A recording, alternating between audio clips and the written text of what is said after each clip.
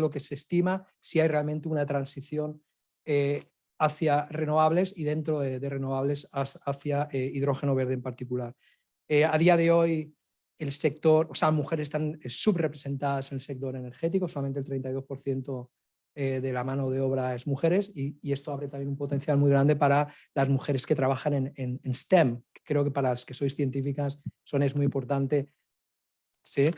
Todo el tema del trabajo de mujeres en carreras de ciencia, tecnología, ingeniería y manufactura, ¿no?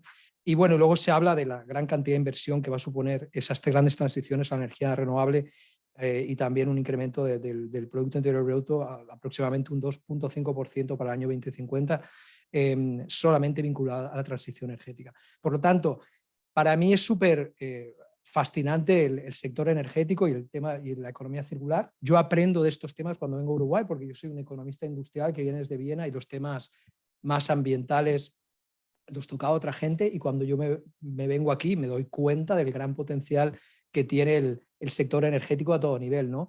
Y bueno, supongo que aquí muchos estudiantes aquí, ¿no? O nos están escuchando desde sus casas, la gran oportunidad que esto ofrece para el mercado laboral del futuro. O sea, realmente esto es uno de los temas donde yo podría poner la mano en el fuego de que va a ser un gran empleador, hasta el punto que, bueno, yo estoy asesorando a mi hija de manera muy subjetiva, ¿no? Y ella, sí, bueno, y va a dedicarse a temas de química, orientada al tema de química verde, ¿no? Entre otras cosas porque, bueno, hay muchas oportunidades laborales y todo está cambiando. Ahora, por ejemplo, todo el tema de química, ya hay carreras que le incluyen el tema de química verde, ¿no? Entonces ya no es la química tradicional, sino ya tiene un foco en cómo solventamos problemáticas ambientales mirando al sector de química. Y lo mismo se aplica al sector energético, en gran medida es química también, biodigestor es química, hidrógeno verde es electrólisis, es química, en fin. La verdad es que son temáticas extremadamente relevantes y cuando a veces se habla del sector energético se habla más como un discurso desde el punto de vista de cambio climático y creo que obviamos el gran potencial económico y de generación de empleo que tiene el sector. Y yo quiero rescatar eso porque lo que quiero es que cada vez más la gente joven se vincule a estos sectores. Sin ir más lejos, todo el portfolio que tenemos ONUDI aquí en el Cono Sur está vinculado a economía circular o energía, ¿no? Y luego les hablaré del proyecto estrella que tenemos aquí, que es un fondo de innovación en energía renovable para apoyar la segunda transición energética de Uruguay. Ahí Esther con lo de las moscas me dejó mosqueando en esto porque hay un desafío ético, ¿no? Importante, es un desafío y como un tire y afloje entre la parte ética, la socioeconómica.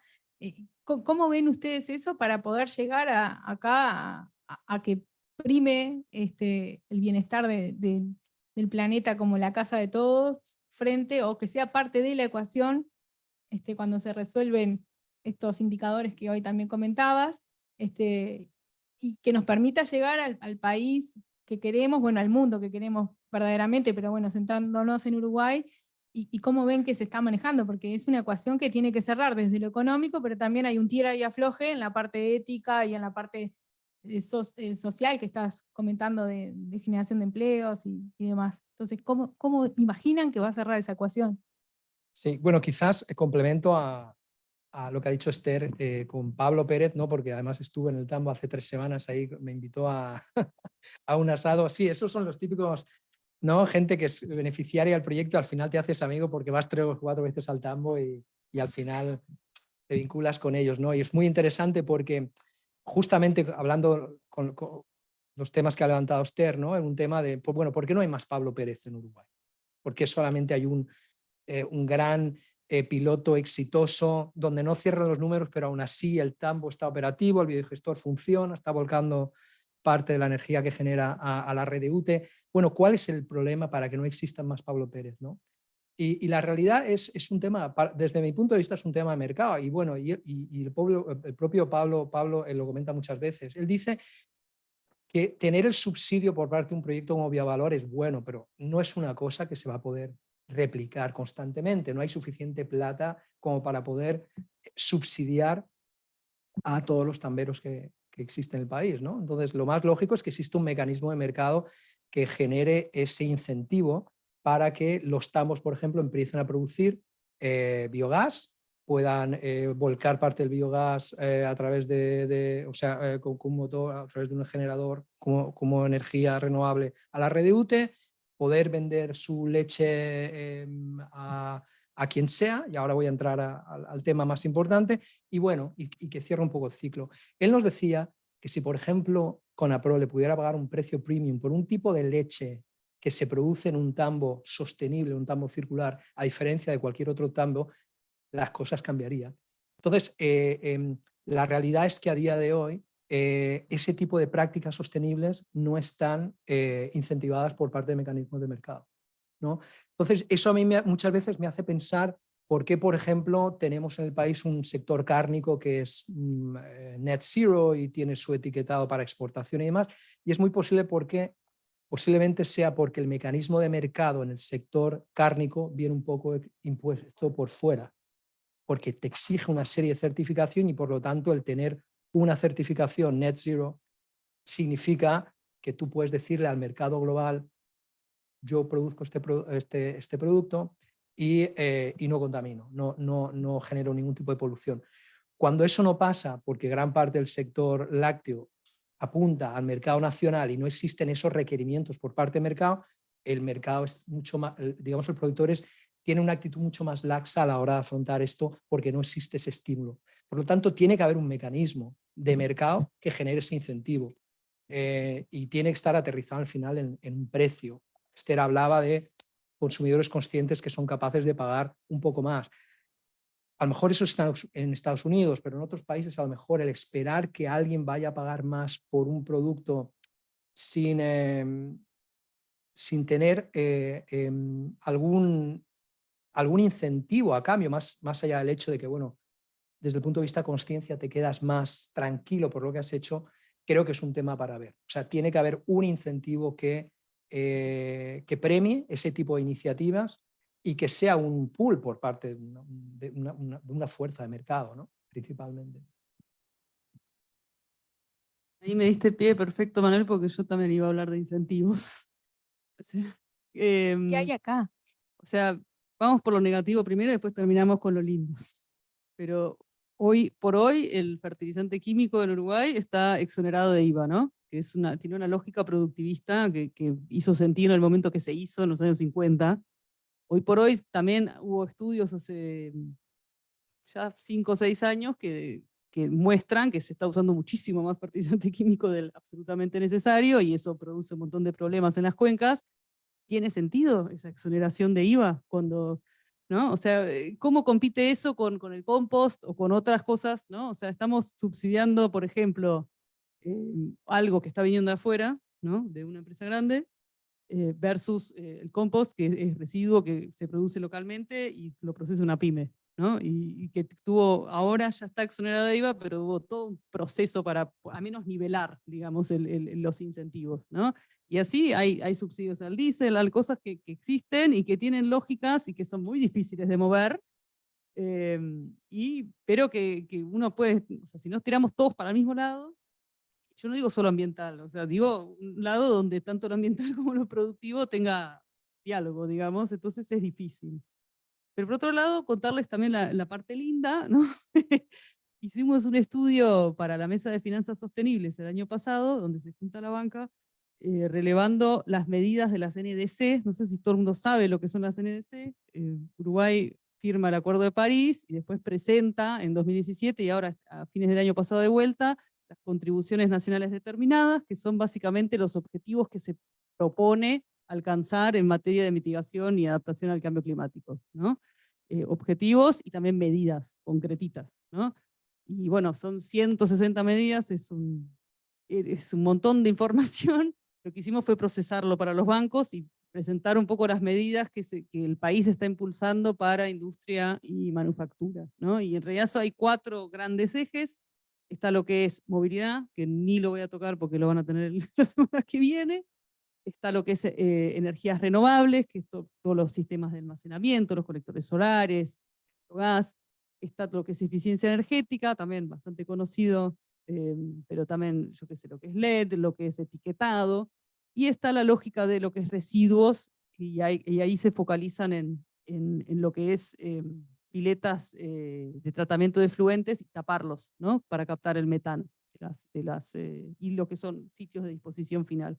¿Por qué les comento estas medidas? Porque todas estas medidas, o sea, todo el que quiera hacer inversión en estas medidas, hoy por hoy está dentro de la COMAP. La COMAP es un sistema que tiene el Estado uruguayo, que básicamente lo que hace es exonerar IRAE para empresas que inviertan en ciertas cosas que le interesan al Estado que sean invertidas. O sea, cualquier medida que está en la NDC, y esto lo corroboramos porque hicimos el estudio, hoy por hoy está alineado con la COMAP, y si vos como empresa querés invertir en estas cosas, estas inversiones puntúan en un matriz de indicadores que al final te va a dar un cierto ratio de exoneración de IRAE. Entonces ahí es como el lindo ejemplo de decir, tengo una meta a nivel país, una medida que quiero cumplir, y también tengo un incentivo que va a la par para que se cumpla. Entonces tiene que pasar más eso, digamos, en resumen. Perfecto. Y creo que Uruguay, retomando lo que contaba Manuel al comienzo, es un hermoso chiquito país piloto en donde podemos pilotear para el mundo ese tipo de políticas públicas que son las que están haciendo más falta en este momento, creo yo. Y metiste bastante lo de energías renovables, emisión de gases y demás, y yo quisiera, o no sé, capaz que el público tiene una pregunta, puede interrumpirlo, podemos hacer más informal todavía. Realmente, ¿no? Vos que debes tener todos los números en la cabeza, ¿cuál es el impacto de las energías renovables hoy en Uruguay? ¿Y cuánto podemos llegar a mitigar el efecto invernadero con nuestra mínima contribución en este país, y sin entrar en producción primaria, que ya lo tocamos, teniendo en cuenta el tipo de producción primaria que nosotros tenemos en cuanto a la carne, la producción de carne? Sí, entreveré mucho. Justamente esas cifras no tengo, pero te doy alguna. Agarré en el examen. Sí. Algunas insumos por mi lado. Mira, a ver, todo el mundo conoce, obviamente, que Uruguay en esta primera transición energética consigue algo súper exitoso, está en la cima de los rankings de producción de energía renovable, comparado solamente con países como Dinamarca. O sea, la realidad es que a nivel de producción Uruguay ya está ahí, hasta el punto que, bueno, Uruguay tiene ahora un excedente estructural que en muchos casos malvende, porque las energías renovables lo que tienen es que son fluctuantes, y por lo tanto en muchos casos, como este año conseguía, el país ha tenido que importar energía de otros países porque no ha podido hacer uso de ese excedente que a veces no puede usar bien. Por lo tanto, si uno mira históricamente los datos, uno se da cuenta que Uruguay va a tener un excedente estructural de renovable que va a poder volcar para hacer cosas que muchos otros países no van a poder hacer. Por ejemplo, producir hidrógeno verde a un costo competitivo a nivel internacional.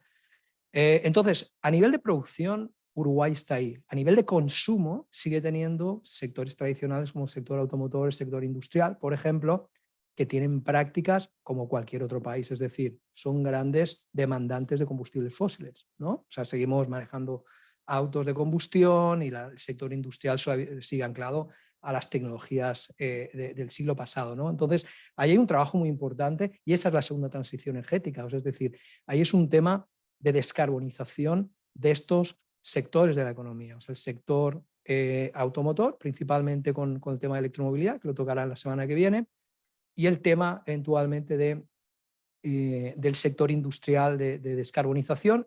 Uruguay no tiene un gran sector industrial, digamos, al nivel de Argentina, México, Brasil, ¿verdad? Y uno puede pensar hasta qué punto el tema de descarbonización de estos sectores es algo relevante. Hay, para el tema de hidrógeno verde, obviamente, hay sectores que son más relevantes que otros, los sectores que son difíciles de abatir, difíciles de electrificar, como puede ser el sector de aluminio, cementeras y demás, que en gran parte están ubicados en otros países, pero hay un gran potencial para el tema de transporte de carga de larga distancia y combustibles, por ejemplo, sintéticos para aviación y para el sector marítimo, donde Uruguay puede jugar un rol importante, ¿no? Entonces, bueno, ahí la cuestión también es entender un poco el mix que se espera conseguir, porque muchas veces en todo el tema de transición energética pensamos que es irnos al tema de hidrógeno verde y eventualmente no es así. Hay una cifra que muestra, y de nuevo vuelvo a cifras porque me parece muy importante, eficiencia energética representa el 40%. O sea, no estamos cambiando matriz energética, estamos simplemente construyendo mejor, aislando nuestros edificios mejor, cambiando el tipo de bombillas, y estamos hablando de una mejora del 40% en la reducción de emisiones de gases de efecto invernadero, solamente vinculada a un tema de eficiencia energética. Entonces, ahí creo que son grandes campos donde Uruguay va a poder ser un jugador importante, ¿no? Entonces, y de nuevo, tú lo has dicho, es un país donde podemos empezar a pilotar el modelo de electromovilidad en la región, podemos empezar a ver, bueno, como ya está haciendo el gobierno con su inversión en el piloto de hidrógeno verde, esperar, ¿no? Ver esas inversiones que pueden llegar a venir para este sector, qué va a suponer para la economía del país, qué va a suponer también desde el punto de vista de derrame interno, ¿verdad? No solamente tener el hidrógeno verde para exportación, pero eventualmente qué tipo de uso industrial se le pueda dar a este tipo de fuente energética. Y bueno, esa, digamos, es un poco las perspectivas de Uruguay en esta segunda transición. Yo no sé si escucharon al presidente Pou hablar en el Congreso con respecto a la segunda transición energética, hablando de hidrógeno verde y electromovilidad, con cifras muy claras, ¿no? Por lo tanto, el rol de Uruguay va a estar ahí y el tema de segunda transición energética me da la sensación de que se ha convertido en un pilar fundamental de esta administración. Ah, bueno. Sí, bueno. Ayuda a Sonia y me parece que tendrías que complementar Sí, comentando. Sí. Bueno, perfecto. Les voy a comentar un poco sobre este programa que me parece muy relevante y lo vinculo un poco a lo que les había dicho al principio, ¿no? Realmente, ¿dónde llegan qué tipo de fondos podemos esperar para un país como Uruguay, ¿no? Cuando trabajamos en cooperación internacional?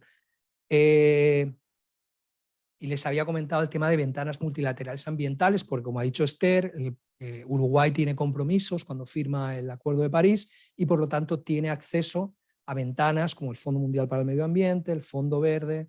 Realmente a día de hoy gran parte de la cooperación internacional llega por ventanas ambientales.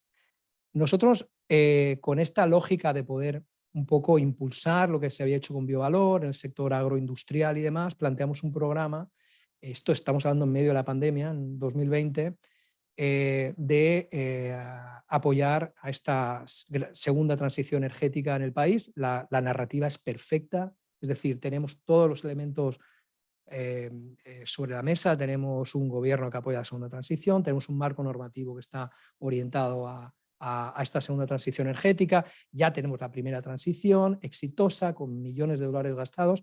Bueno, ¿qué podemos hacer? Y en este programa lo que intentamos plantear es una manera diferente de entender cómo podemos hacer negocios de una manera diferente en un país como Uruguay, en el sentido de que queremos apoyar una segunda transición energética que sea más inclusiva y que sea más sostenible. Cuando uno habla de la primera transición energética, y eso ha pasado también en España, muchas veces unos tienen que pagar los platos rotos de grandes inversiones que se puedan hacer y a lo mejor mucha de la gente que dice, bueno, tenemos una matriz energética renovable y es fantástico y nos congratulamos todos, muchos otros también te pueden decir, bueno, sí, pero también tenemos la energía más cara de América Latina y eso afecta mucho al sector productivo. Bueno, eso le da directamente a la gente que tiene menos y por lo tanto la gente que tiene menos sufre más los altos precios de una energía, puede ser muy verde, pero que les impacta a ellos más directamente.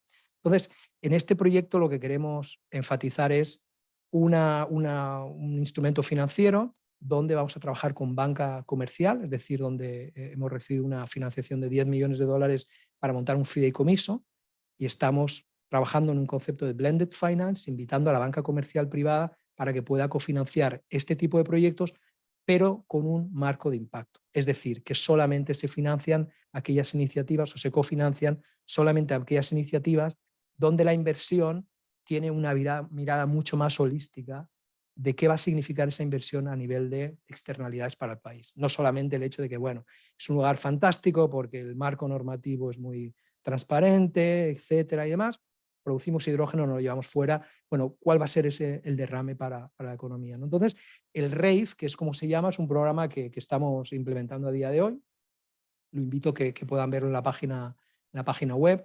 Es un programa que realmente nos hace trabajar con la banca comercial, cosa que no habíamos hecho. ¿Te acuerdas, Esther, cuando estuvimos con el Santander hablando de cómo financiar estos proyectos con biovalor y demás? Bueno, ahora hemos conseguido ese fideicomiso que invita a la banca comercial a sumarse. ¿Por qué quiere la banca comercial sumarse a esto? ¿Qué es lo más interesante?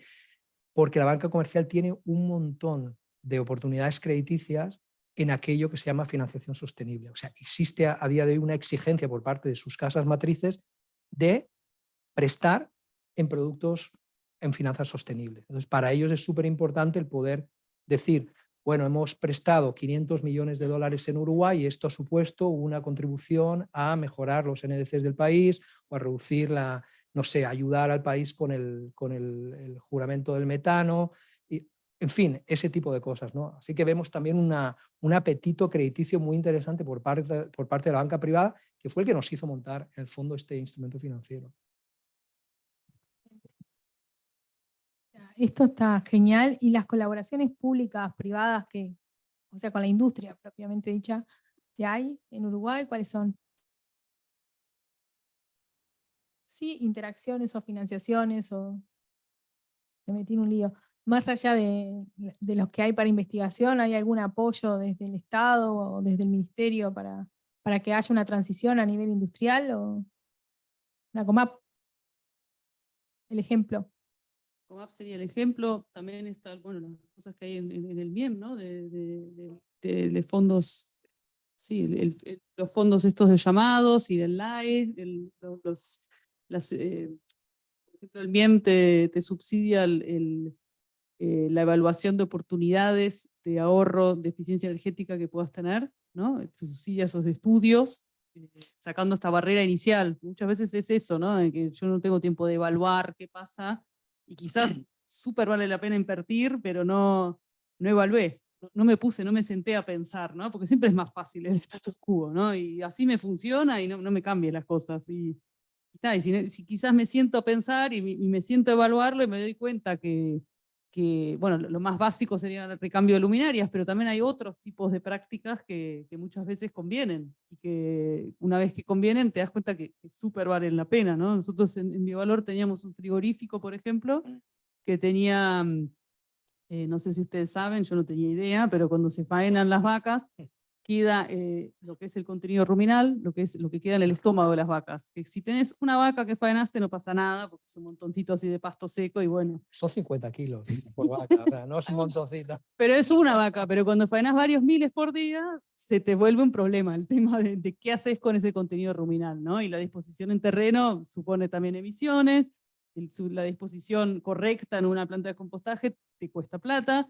Entonces, ¿qué haces? ¿No? Y ellos ahí, por ejemplo, pensaron, bueno, vamos a construir una caldera, de por sí ya usamos una caldera a leña para las operaciones del frigorífico, vamos a hacerle una adaptación, como para que desde arriba este contenido ruminal a una humedad concreta, bastante seca, se pueda quemar y pueda sustituir la leña, ¿no? En un cierto porcentaje, ¿no? Entonces, algo que era un problema se transforma en algo que estoy aprovechando y me genera un ahorro. Y de hecho, ahí también habíamos hecho los números, en menos de 2 años de retorno de inversión, porque realmente el ahorro que se generaba era gigante. Entonces, es cuestión de evaluar estas cosas muchas veces, y estos instrumentos ayudan, ¿no? Sí, las oportunidades de investigación son amplias porque estamos en lo que se llama en inglés greenfield, en temas de investigación, donde hay muchas cosas que todavía son interrogantes. Es decir, por ejemplo, el tema de hidrógeno verde, ahora el país se está concentrando en la producción, pero muy posiblemente con este proyecto vayamos a financiar estudios que tengan que ver con la logística del hidrógeno verde y su distribución. Pero son temáticas totalmente diferentes. ¿Qué tal si, por ejemplo, el hidrógeno verde que produce Uruguay es verde cuando sale de Uruguay y llega medio marroncito cuando llega a Rotterdam? Es decir, es mirar el tema de hidrógeno verde desde un punto de vista mucho más amplio de toda la cadena de abastecimiento. Y hay mucha investigación que está vinculada a todo esto. Por ejemplo, cómo tenemos sistemas de trazabilidad de la misma manera que lo tenemos para nuestro ganado, que es o sea, mundialmente conocido, para el tema de hidrógeno verde. Se puede utilizar tecnología blockchain para... O sea, hay muchas líneas de investigación que están vinculadas en esta transición que son fantásticas, ¿no? Que a los que trabajáis en temas de ingeniería se abren muchas oportunidades. Todo el tema de materiales nuevos, la temática de economía circular, la aplicación de tecnologías 4.0 en estas grandes transiciones. Para los que son más, que trabajan en temas de economía, por ejemplo, cómo afectar estas grandes transiciones al uso de materiales, por ejemplo, y cómo vinculas el tema de, bueno, transición energética, pero un mayor uso de recursos, ¿no? Hay un montón de temáticas que están vinculadas en estos proyectos que solamente cuando los implementamos nos damos cuenta que necesitan ser investigados. Y es ahí que, por ejemplo, con Biovalor, en ningún momento el documento de proyecto Biovalor íbamos a escribir tesis con Biovalor.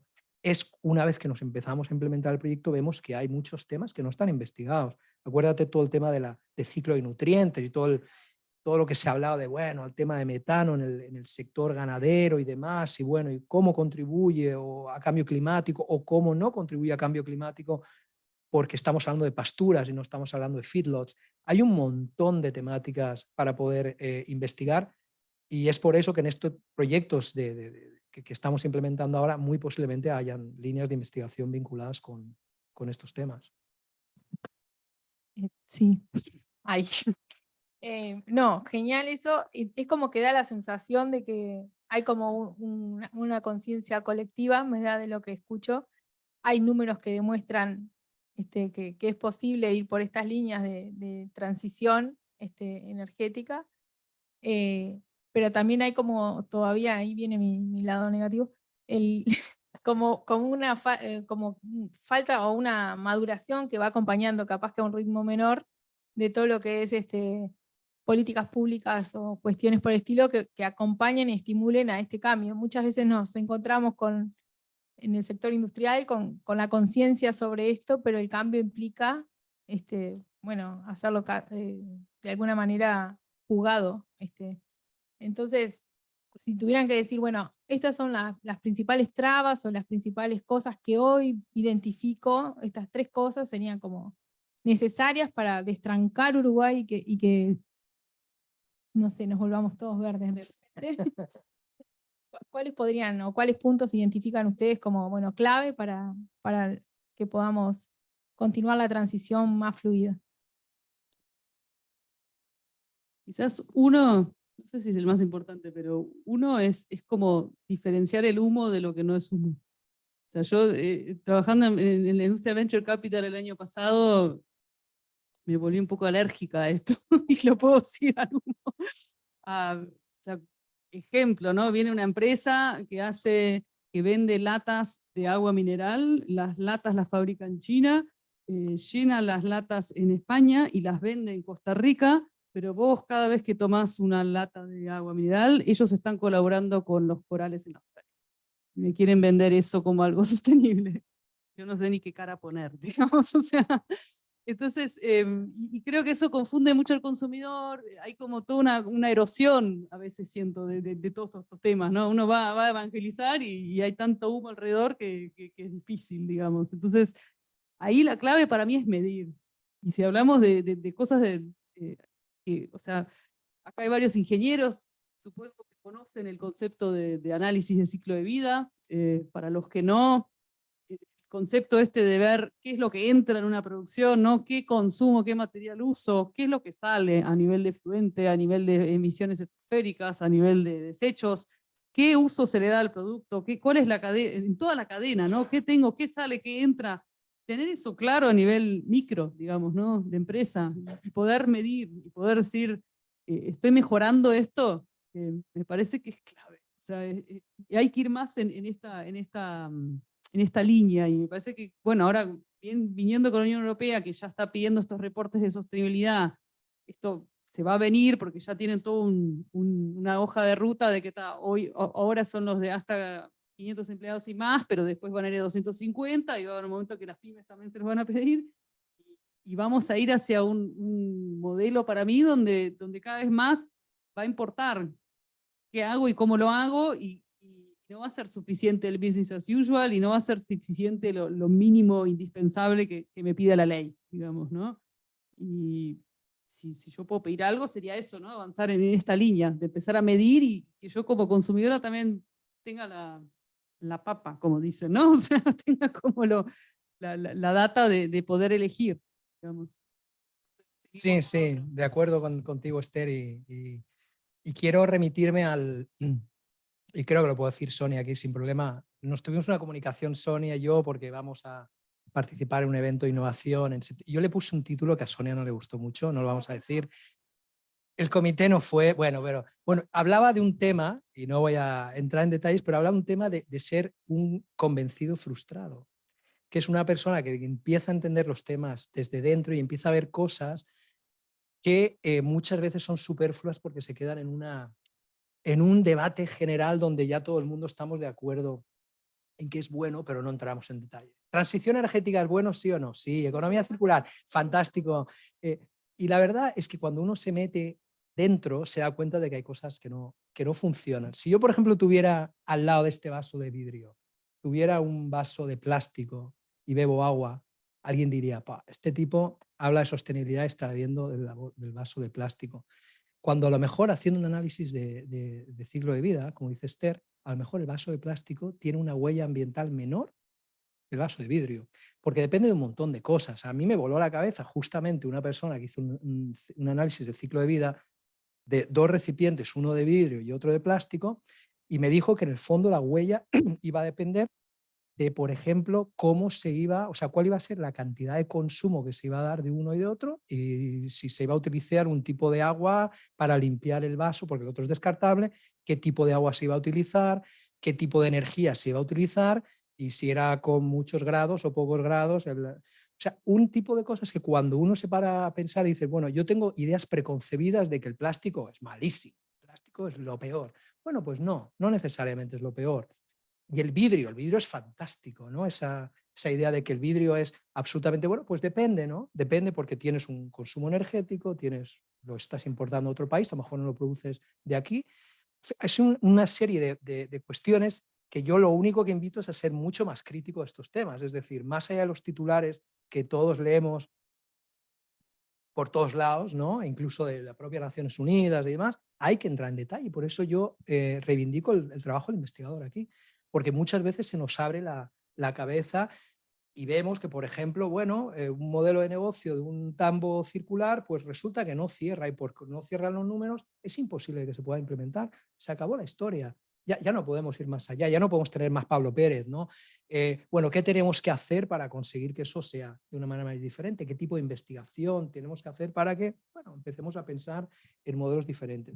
Ese es un tema que es rascar más allá de lo superfluo que es la noticia de turno que viene, el titular de turno, y cuestionar realmente absolutamente todo. Y eso va a ser lo que voy a hablar en octubre, ¿no? En septiembre. Bueno, ahí te voy a dar cifras muy, muy concretas. Pero el segundo tema que para mí es más, digamos, más, no diría importante, pero es un tema más complejo, es que muchos de estos temas son estructurales, no son cambios individuales. Por ejemplo, un consumidor responsable que quiere cambiar su patrón de consumo a día de hoy se da con la cabeza en la pared en todos sitios. O sea, yo he ido al Gian con mi tupper a que me pusiera el queso y el tipo me cobraba el queso y el tupper, ¿no? O sea, me ponía el tupper y me ponía el queso. Y yo, para, me estás poniendo 60 gramos más, que es el peso de mi tupper. Y el tío decía, tío, me viene a complicar la vida. O sea, a lo que voy es que realmente estos cambios son ecosistémicos. Entonces, si tú en el fondo eres un consumidor responsable o quieres ser responsable y no encuentras alrededor mecanismos que te incentiven a serlo, entonces es muy complicado a veces estas grandes transiciones. ¿Qué ventaja hay? Pues que cada vez más hay empresas que están, ¿verdad?, que están moviéndose en esta dirección, y si quieres comprar a granel ya puedes, y si vas con tus recipientes ya no te miran feo porque traen, en fin.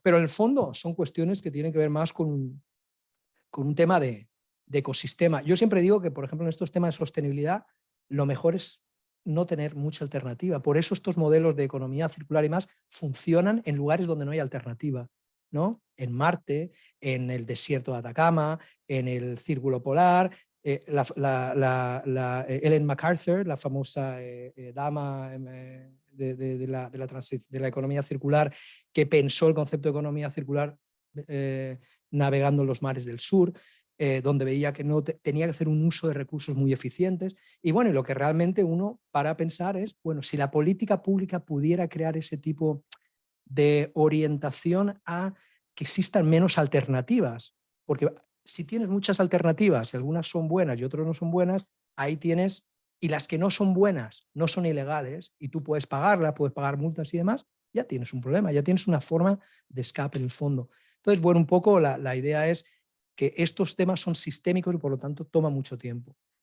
Y estas iniciativas, a veces individuales, incluso pueden llegar a ser contraproducentes, porque es como luchar contra corriente, decir, bueno, yo quiero hacer esto, pero tengo un problema de logística, tengo un problema de mercado. ¿Cuántas veces hemos trabajado con empresas, no vamos a decir nombres, con empresas que te dicen, yo quiero hacer esto, pero la verdad es que me cuesta mucho meter este tipo de producto fuera, ¿no? Porque la gente no lo va a comprar o porque viene de reciclado, viene de tal. O sea, es complicado a veces pensar en una transición si no es una transición a nivel estructural, mucho más amplio.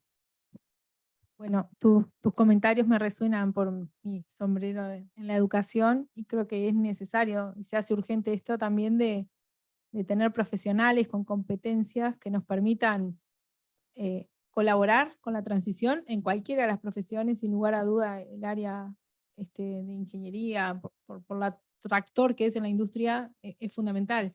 Pero a veces también nos encontramos con eso, que cuando se dice integral o estructural, están todos los actores, porque también merece seguir tallando con la parte de educación de la población, educación de nuestros profesionales, que muchas veces les queda más cómodo seguir con lo lineal o lo que ya venimos haciendo y igual total las políticas públicas todavía no están y entonces total no tengo un incentivo, mejor sigo así.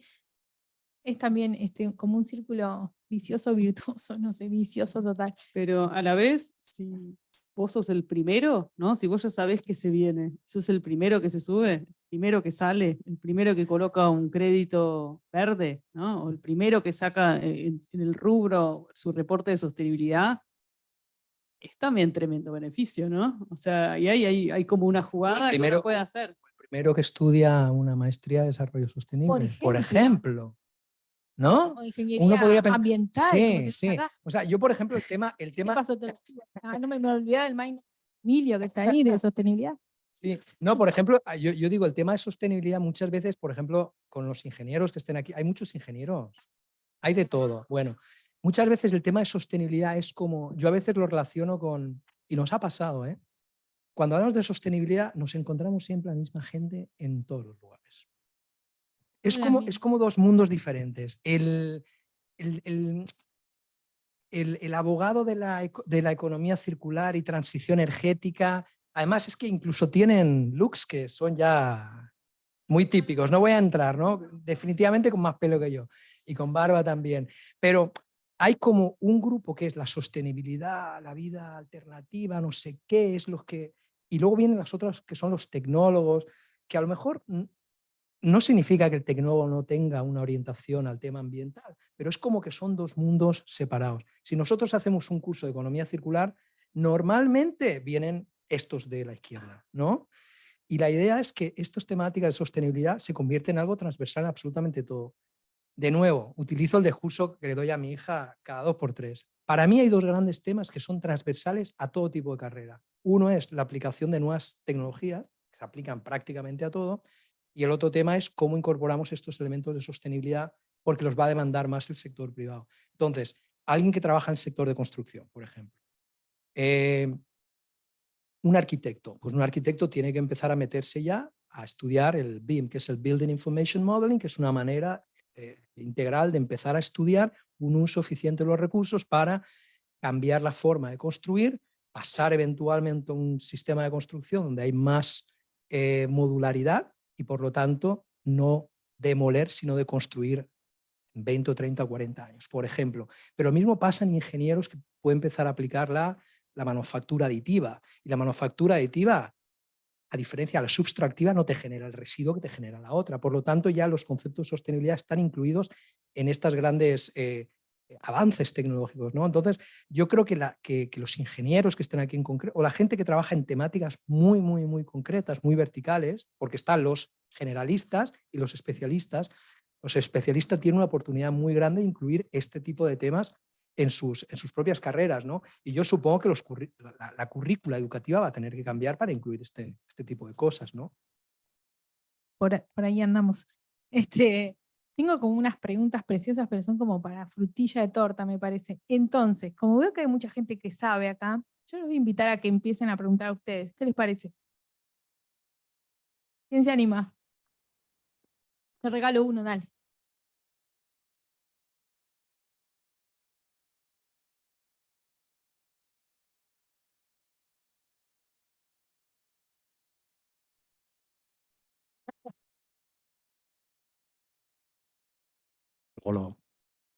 Bueno, muchas gracias por la presentación. Esto es como muy, muy en carne viva, lo vivo y por eso lo quiero plantear un poco. Es cómo hacemos, o sea, lo que investigamos, todo nos lleva tiempo. Un doctorado 3 años, con suerte, viento a favor, y sos un crack, y no te lleva como 6.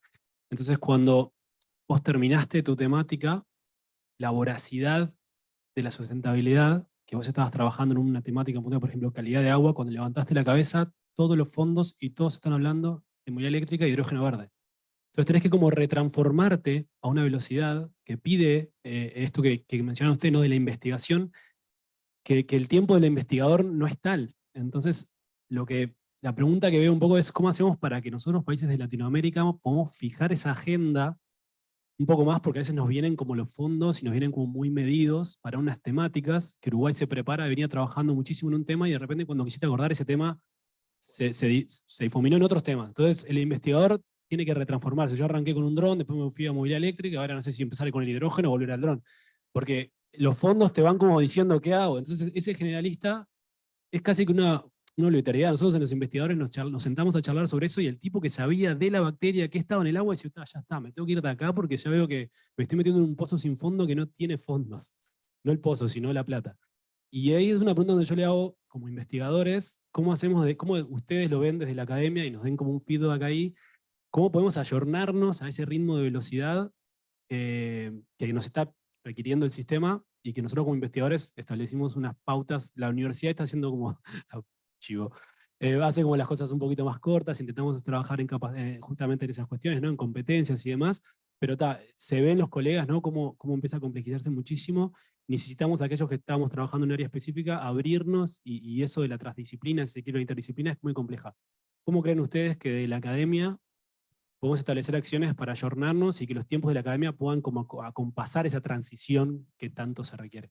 Solo para sumar a lo que decís, también hay una complejidad muy parecida si uno quiere trabajar con el sector privado, ¿no? Que también había llamados de la ANI en el pasado, ¿no? Y también es lo mismo, ¿no? El sector privado quiere la solución ayer, ¿no? Y no hay solución de ayer. Entonces, para mí es un temón, es algo súper complejo que no tengo la respuesta, ojalá Manuel la tenga, pero es un tema que está claro que es difícil. También hay que ver, por ejemplo, en el caso del proyecto de Biovalor, los fondos venían por cambio climático y nosotros metimos un montón de temas que de cambio climático tenían una puntita, pero en realidad lo que nos interesaba era la calidad del agua, era la recirculación de los nutrientes, eran las cianobacterias, ¿no? Era la eutrofización y de cómo evitar eso, digamos, a nivel predial, por ejemplo. Y sí, si vos medís, también evitamos algo de gases de efecto invernadero con eso, pero si lo mirás bien, vas a ver que en realidad no era,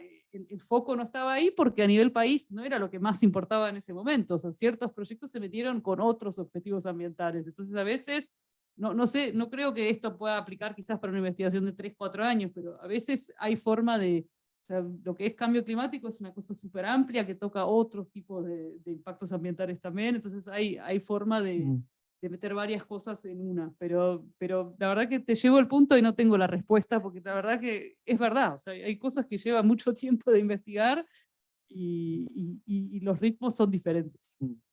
Sí, no estoy de acuerdo, es muy buena pregunta, difícil de poderla abordar. Bueno, a ver, te lanzo algunas cifras de nuevo de un problema que para mí es un tema que tiene que ver más con con investigación y desarrollo más allá del hecho en temas de sostenibilidad. O sea, esta es una región que solamente gasta el 0,6% del Producto Interior Bruto en I+D. Y eso no ha cambiado en los últimos 20 años. Pero el tema es que gran parte de ese I+D lo financia el gobierno y lo ejecuta en universidades. No tengo problema con eso, ¿no? El tema es que el sector privado prácticamente financia muy poco y ejecuta muy poco ese I+D. ¿Qué pasa en el fondo? Que no hay una aplicación muy práctica, muy industrial de esta temática en el sector productivo, y eso es un cuello de botella muy grande. Cuando uno ve, por ejemplo, el I+D en Estados Unidos o en Asia, gran parte del I+D lo financia y lo ejecuta el sector privado. Y eso también pasa por un tema que incluso se está discutiendo a día de hoy en España, que es los sistemas duales de educación, donde realmente la financiación se cofinancia entre el sector privado y el sector público. Porque tú lo que estás haciendo es una investigación, tú puedes estar escribiendo tu tesis de PhD, pero tú ya estás solventando el problema de una empresa y además tú tienes tu tutor académico y tu tutor del sector privado. Yo recuerdo cuando estuve trabajando en China, en el apoyo al 11º Plan Quinquenal de China, que uno de los temas era reducir en la medida de lo posible el tiempo entre que un estudiante se graduaba y que entraba al mercado laboral. Cuanto más se ampliaba el tiempo, más posibilidad había de que esa persona acabara trabajando en cualquier cosa. Y el problema que hemos tenido en la región en general es que hemos tenido gran cantidad de científicos, ingenieros, que han acabado haciendo otro tipo de cosas, porque no había un incentivo muy grande por parte del sector privado, ni una paga suficiente como para tener el incentivo de estudiar este tipo de carrera. Con eso no te estoy dando ningún tipo de solución, pero la verdad la vinculación con el sector privado se me antoja grande. Cuando un país no tiene sistemas duales de educación, uno tendría que ver cómo vincula universidad con empresa para tener algún tipo de programa que pudiera apoyar en esta dirección. De cualquier manera, los temas que estamos tocando, digamos que son de futuro, y cuando hablamos de transición energética, hidrógeno verde y demás, son temas que van a estar ahí mucho tiempo. Ahora, un tema que yo comento mucho con la gente que viene a trabajar con nosotros, y de nuevo, desde el ámbito más generalista, eventualmente no del ingeniero como tal, pero yo creo que aquí muchas veces las diferentes profesionales creamos nuestros silos, ¿no? Nos hacemos nuestros compartimentos. Decimos, bueno, el ingeniero es que aprieta la tuerca súper bien, pero no entiende el impacto que va a tener la economía. Y el ingeniero te dice, sí, pero tú estás hablando pavadas y en el fondo no estás haciendo nada práctico. ¿Me explico? O sea, es una cuestión de separación de ámbitos, y olvídate sociólogos, politólogos, olvídate esto. Y la verdad, yo muchas veces digo que la innovación de estos temas está en la combinación de ámbitos. Por ejemplo, el tema de economía circular, tú te puedes meter en temas muy concretos de estudio de materiales. Si tú, por ejemplo, a día de hoy no puedes indicar qué tipo de impacto ambiental va a tener, si te va a generar empleo, si te va a contratar más gente, si te va a traccionar mujeres de no sé qué, no sé cuándo, eventualmente nunca vas a poderle dar la trayectoria a tu investigación que se requiere a otro nivel. Entonces, la gente que está financiando estudios a día de hoy va a querer decir, bueno, ¿sabes qué? Si es dinero que viene de un research grant, por ejemplo, va a querer empezar a hacer ese vínculo, porque lo que va a querer es decir, bueno, este tipo de investigación le habla a la temática de cambio climático, le habla al tema de economía circular, me genera empleo, me genera tal, ¿no? Entonces, muchas veces la innovación no pasa en esa investigación muy concreta en un tema, pero la vinculación de ese tema con algo que supuestamente no tiene ningún vínculo, pero que eventualmente sí lo tiene, ¿no? Lo siento si te lié más, pero bueno. Sí. Primero agradecerles, la verdad que es súper interesante las perspectivas y abre muchas discusiones posibles. Yo más del área de la educación. A mí me parece que hay varios temas que son necesarios de encarar en esta discusión. Ustedes lo plantearon. Un primero me parece que es, y Sonia lo decía de alguna manera, la necesidad de políticas públicas mucho más sólidas y mucho más interdisciplinares e interinstitucionales las que tenemos. Aun cuando están los ejemplos que vos mencionabas, en Uruguay todavía estamos lejos de tener un Estado que funcione de una manera integral. Yo creo que el tema de las políticas públicas responde a una visión de sociedad. A mí me da la impresión que estamos trabajando estos temas y estamos teniendo buenos avances, pero seguimos sin instalarlo como visión de país. Una diferencia importante con lo que tú mencionabas de países asiáticos, que muchos de ellos lo piensan estos temas en el terreno de 20, 30 años y toman decisiones en ese terreno. Así que yo creo que tenemos ahí un tema de debilidad de visión de país y debilidad de visión, y eso es un tema del sistema político. El sistema político ha estado ausente en estas discusiones. Si uno observa las discusiones del sistema político, en general el tema de sostenibilidad, el tema de las transiciones, no está presente. Digo, no está presente en la ciudadanía, digo, cuando digo presente, digo en la discusión ciudadana diaria, que para mí es fundamental, porque si uno no forma la ciudadanía en estos temas. Y hay un segundo tema que a mí me parece importante, que quizás usted no lo... es el tema de la desigualdad.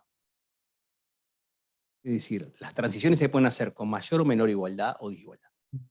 Y si las transiciones no tienen, las transiciones de las economías, yo diría sociedades, porque no es solamente un tema económico, es un tema también social, cultural, político, no hay determinados mecanismos de amortiguación y de compensación y de reducción de la desigualdad, al igual que la tecnología, las transiciones tecnológicas y verdes pueden ser también más desigualdad. Ya tenemos instalado un tema de desigualdad en el mundo muy fuerte. El tercer punto, que me parece que es bien interesante lo que decían respecto a las... que bueno, uno de los temas que no tenemos en el Estado, en Uruguay por lo menos, es transparentar los sistemas de incentivos y de estímulos y los subsidios. El ejemplo que tú mencionabas del fertilizante químico es un ejemplo notable.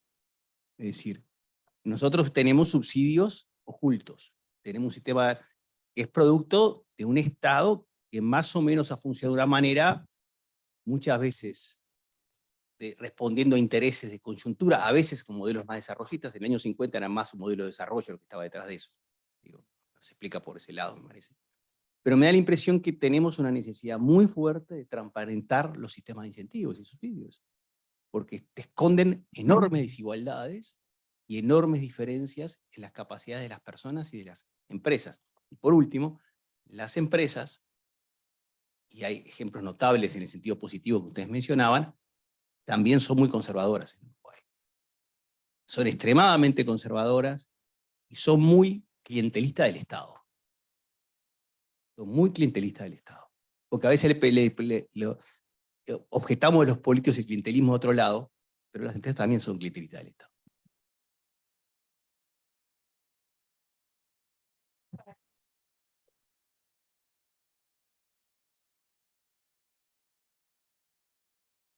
Solo con respecto a oculto y transparentar, o sea, está todo en los decretos, no es que esto sea secreto, ¿no? Uno se mete en la ley de fertilizantes y se va al decreto correspondiente, no recuerdo, a la 220/98 y está ahí, o sea, está, pero está claro que nadie tiene como la visión global y que cuando hacen como estos estudios muchas veces uno ve como parte de la historia y no pasa. Y hay muchos intereses muy fuertes por detrás de ciertos tipos de subsidios que son muy difíciles de mover, digamos, ¿no?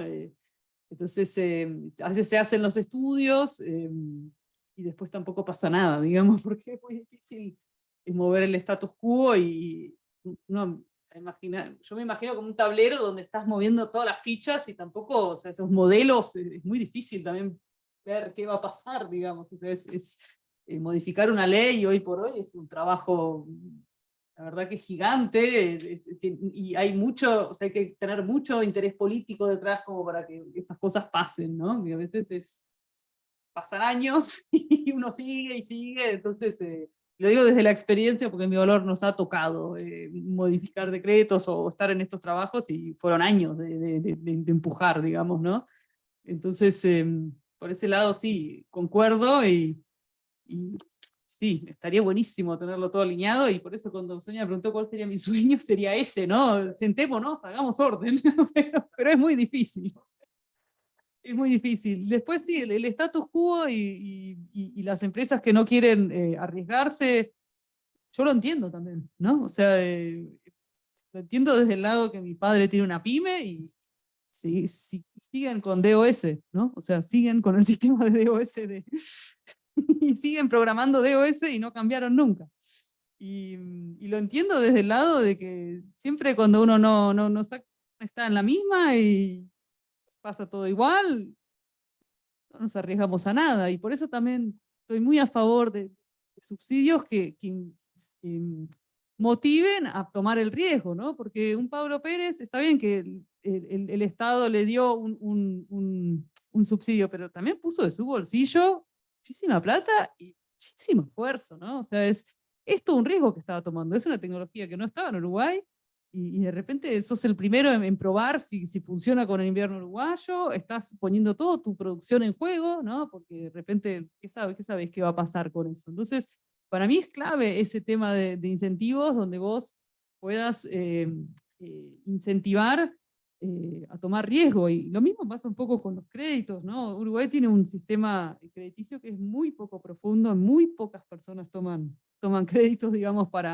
porque no se arriesgan, porque estamos bien donde estamos, cuidado, y está la crisis del 2002, 2003, sigue estando muy fresco para todos también, entonces yo lo entiendo, pero necesitamos mucho incentivo para salir de ahí, porque tenemos que también agarrar ese tren, tenemos que ir hacia los mercados nuevos, y si no, bueno, mi padre quedará con DOS y está bien, pero ¿quién va a agarrar eso así, no? O sea, ¿quién lo va a seguir? Entonces es todo un tema. Sí, sí, el tema de transición justa es el gran tema, es el que se pone normalmente, ¿no? Transición energética justa.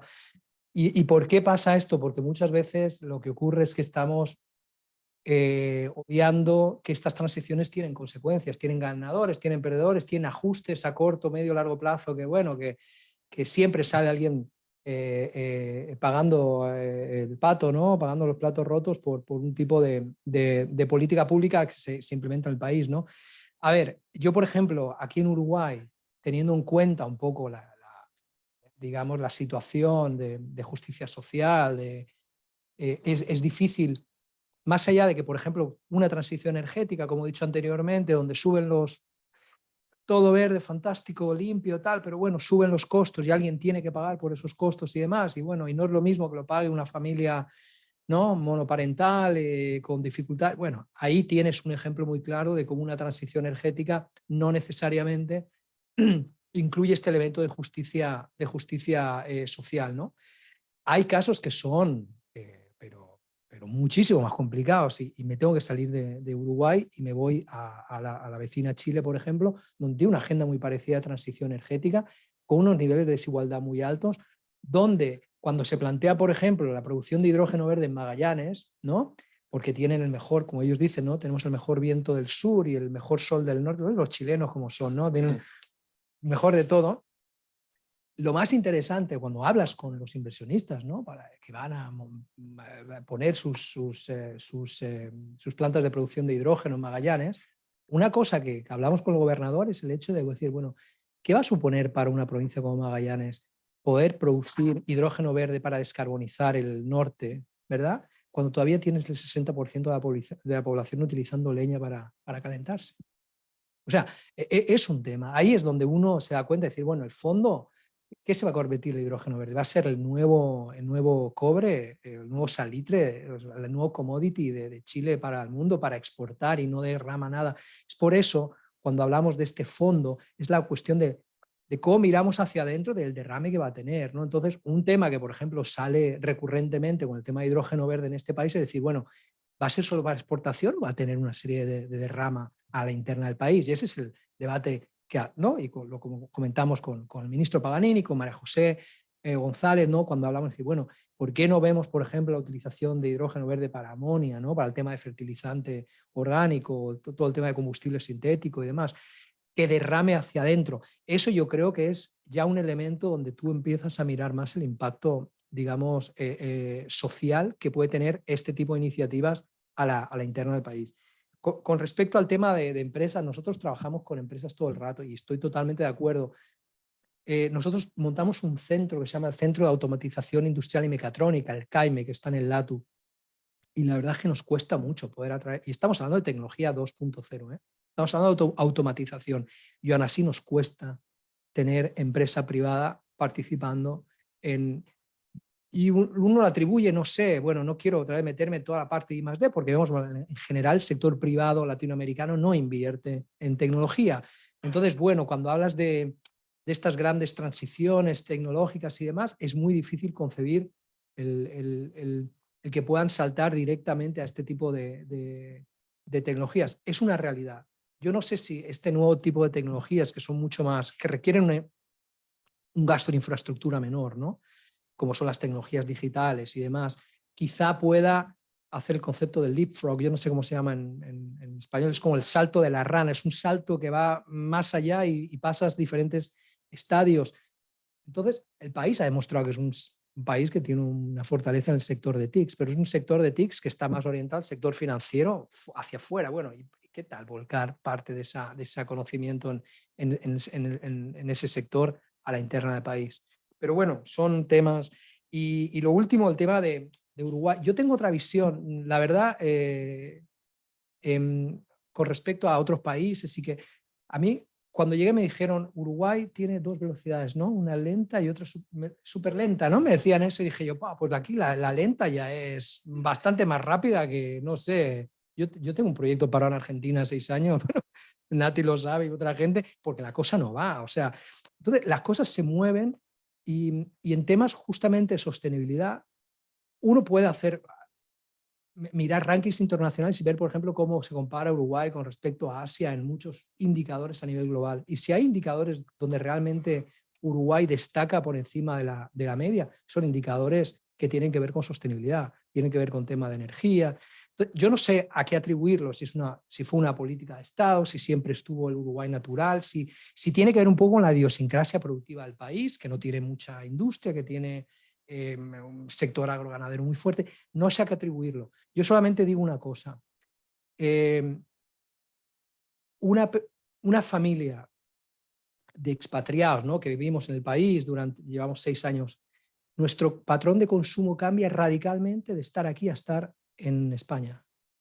No sé qué tiene que ver, a lo mejor, y somos las mismas personas, la misma educación y demás, tiene eventualmente que ver con otra serie de cosas, ¿no? O sea, y no quiero atribuirlo al tema de que tienes menos alternativa, pero hay otra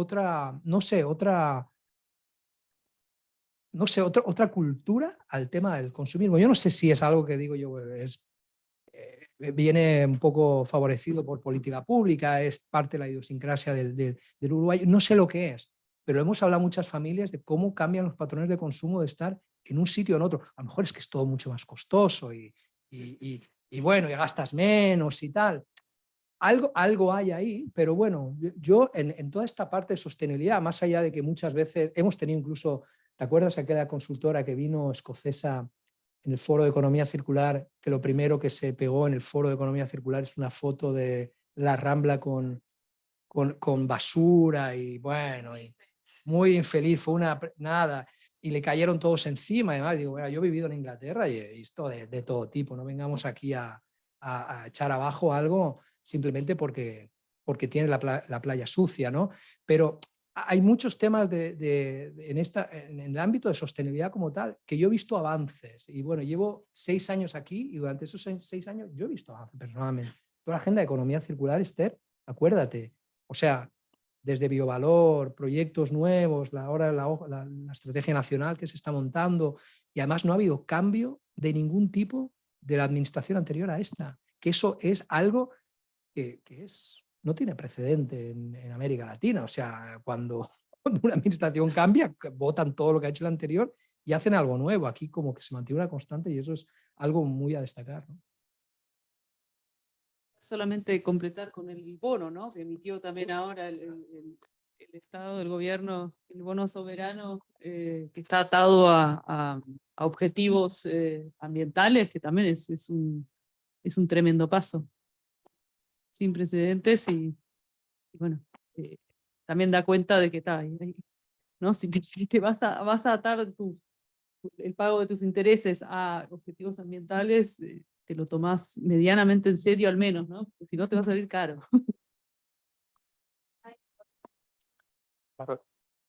Bien, bueno, gracias a los dos, la verdad que es un placer escucharlos. Gracias, Sonia, por la promoción y el chivo del minor. Yo tengo como cientos de preguntas, no sé cuánto tiempo tienen, pero espero que mucho. Pero voy a tratar de condensarlo como en una. Creo que, respondiendo un poco a lo que decía Sonia, ¿qué es lo que falta? ¿Cuáles son las barreras que tenemos para poder avanzar en estos temas, ¿no? Yo creo que una de las barreras que tenemos es ponernos de acuerdo a distintas escalas. Creo que no nos ponemos de acuerdo ni siquiera de lo que estamos hablando cuando hablamos efectivamente de sostenibilidad, ¿no? Tanto no nos ponemos de acuerdo que discutimos si se dice de una manera o de la otra, ¿no? Caemos en ese tipo de discusiones que son infértiles. Y creo que estos temas se tienen que concebir a escala global, ¿no? Porque estamos hablando en definitiva de bienes comunes globales. Entonces, en ese sentido me quedaba pensando, y en realidad la pregunta es más para Manuel, sobre todo por su posición en ONU y CONOSUR. Cuando miramos los recursos energéticos, digamos, a escala global y vemos los recursos solares, el mejor recurso solar está en Chile. Está bien que los chilenos lo digan porque efectivamente lo tienen, ¿no? El desierto de Atacama es el mejor lugar para producir energía fotovoltaica, digamos, o solar de cualquier tipo. Y cuando miramos el recurso eólico, el mejor lugar para producir energía eólica es el sur argentino. Y Uruguay, como todo, no es que sea lento o súper lento, pero es un país levemente ondulado y todo lo hace así, ¿no? No tenemos el mejor recurso solar ni el mejor recurso eólico, tenemos buenos recursos que se complementan bien, tenemos mucha biomasa. Entonces, de alguna forma, y ni que hablar si empezamos a hablar de litio, geopolíticamente esta región, digamos, es muy potente en lo que sería una tensión energética. La pregunta de alguna forma es, no cuáles son las barreras para avanzar una integración regional al estilo de los nórdicos, digamos, sino porque creo que está sobrediagnosticado cuáles son las barreras. Mi pregunta, sobre todo para Manuel, es ¿cómo hacemos efectivamente para poner eso en agenda? Trabajar los bienes comunes como tales, digamos, ponernos de acuerdo con Argentina y con Chile y avanzar una integración. Tendemos a hablar mucho de hidrógeno y está bien, y creo que a veces hablamos poco de electricidad, y en términos de electricidad, de integración regional, ¿cómo hacemos para poner ese tema en la agenda? Porque las barreras creo que las conocemos. Discusión del Mercosur, la verdad es que es complicado. Es muy buena pregunta, pero a ver, nosotros hace años ya, cuando yo era académico en Oxford, hicimos un estudio sobre todo el tema de comercio intrarregional, que de alguna manera muestra, digamos, la vinculación que existe entre países en ciertas cadenas de valor, ¿no? Y encontramos lo obvio, ¿no? Bueno, que en Asia había un comercio intrarregional fortísimo y luego en América Latina prácticamente cada país comercializaba con su socio en Europa o en Estados Unidos y no había comercio intrarregional, lo cual mostraba muy poca integración de las cadenas de valor a nivel regional. A veces lo atribuíamos al tipo de industria, ¿no? Porque bueno, a nivel de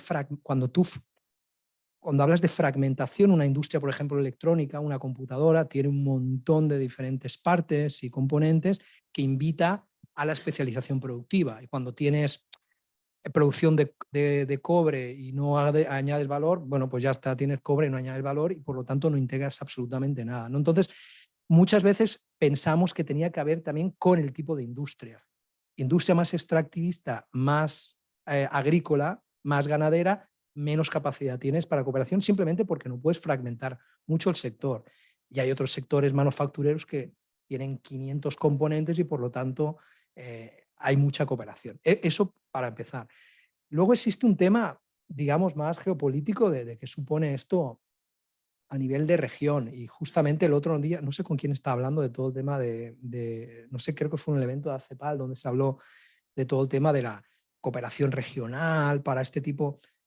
Yo, la verdad, creo que es un buen llamado, pero no tienes una entidad supranacional que de alguna manera te invite a los países a trabajar en conjunto, como es el caso de la Unión Europea. Es un poco la realidad. Tú cuando tienes un Green Deal, un pacto verde, es un pacto verde que se cocina a nivel de Bruselas y luego empieza a caer a los diferentes países y los países se alinean. Entonces, muchas veces se ha preguntado eso, ¿no? ¿Por qué no tenemos un pacto verde latinoamericano? ¿Por qué no tenemos tal? Porque no existe ese pegamento que hace que los países puedan trabajar en conjunto en este tipo de sectores. Como has visto, no he tocado ni el tema de energía, porque en el fondo es una cuestión más de política económica y de cómo los países interactúan. Y el hecho de que todavía estés, después de 20 años, viendo si el Mercosur sí, si el Mercosur no, si Brasil, si Uruguay, si no sé cuánto, te indica un poco la dificultad de hacer esto. En el tema concreto de hidrógeno, y esto sería una pregunta fantástica para María José y para el ministro Paganini, ¿no? Porque está en todo esto. Yo no sé si el tema de hidrógeno a día de hoy fomenta más el tema de cooperación que competición, porque estamos también hablando de quién va a ser el primero en la región en empezar a exportar, ¿no? Hablamos muchas veces de, bueno, Uruguay fue el primero que hizo esto, Colombia fue el primero que hizo. Hay mucho de quién es el primero a la hora de hacer esto. Tendrías un tema que podrías ver en temas de escala.